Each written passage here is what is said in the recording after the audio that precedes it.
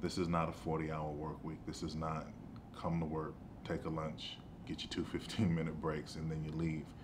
You come to work and you fasten your seatbelt. It's a no-nonsense place. We want to make sure that the work is done. We want to make sure that it's exceptionally done.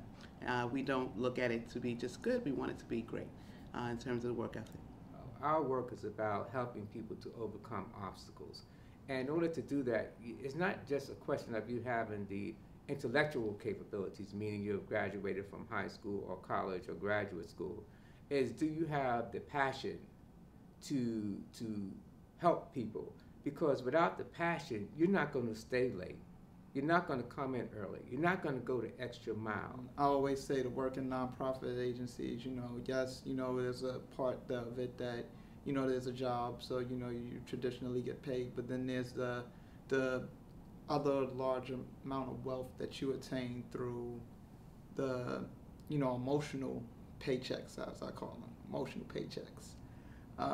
And there's a lot of emotional paychecks. For example, when it's 11 o'clock at night and I'm about to get into bed and my phone rings because one of my students has a question about their math test the next day. And while it might not be the most glamorous thing in the world, I'm just as excited for them when they come back to me the next week and say, Roz, I did great on the math test. It's interesting, it's exciting, it's fun. You're thinking of, you're using everything you have, all your intelligence, all your creativity, every piece of imagination, crazy ideas you can come, anything to try to apply yourself to a problem. We spend a lot of time in staff development, helping them to understand principles of youth development. How do you work with the young people? How do you develop quality programs? If you're not really willing and ready to do whatever it takes, maybe you're not HCZ ready. Every single person here, down to maintenance, is committed to working with these young people and improving this community.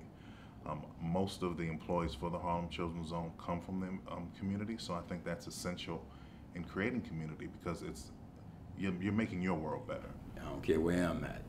Mr. Mike, from the little ones to the big ones. They recognize me from the way they see me, and then they let the kids know.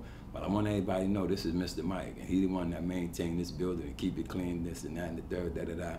So when you see him, good morning, Mr. Mike. I figure if I could talk to a few kids, maybe I could save them, because I know what I've been through, you know what I'm saying? So what I've been through, I wouldn't want these kids to go through that. There's a lot of different things that are going on outside of the walls of the Harlem Children's Zone, and that speaks to all the sites. So there are many opportunities that kids can be engaged in other things, but they choose to be here, and part of that is the culture that we've built here. This is that place that they can go and become anyone they desire to be. Now, but I get goosebumps on a regular basis when I come in there because this is not just home for, it doesn't just feel like home for the staff and the kids, it feels as home, like home for myself. From my past, thinking back how, an organization like this could have, changed the course of history for a lot of my loved ones.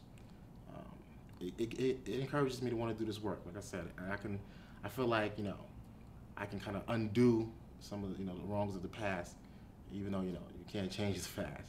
But you can change the future, so I'm trying my best to do that. So. You know what, I made it out. There was a ticket out of here, but I also got a round trip ticket to come back. So that's what wakes me up every day, is the fact that I remember that I'm going to do the work in my community in which I love. And so a part of that is giving it to the Harlem Children's Zone and saying, you know what, if you're saving the lives of the young people in Harlem, I need to be a part of that because somebody took a vested interest in me and they saved my life. I think that just the work that Mr. Canada does is good for the community. It shows them that you're never going to be the way you are. You're never going to be fitting into the stereotypes that the society puts on African Americans and Latinos. I think that he shows us that we can change, that we're not always going to be living in these communities that are high on crime and high on violence. I think that's why I stay.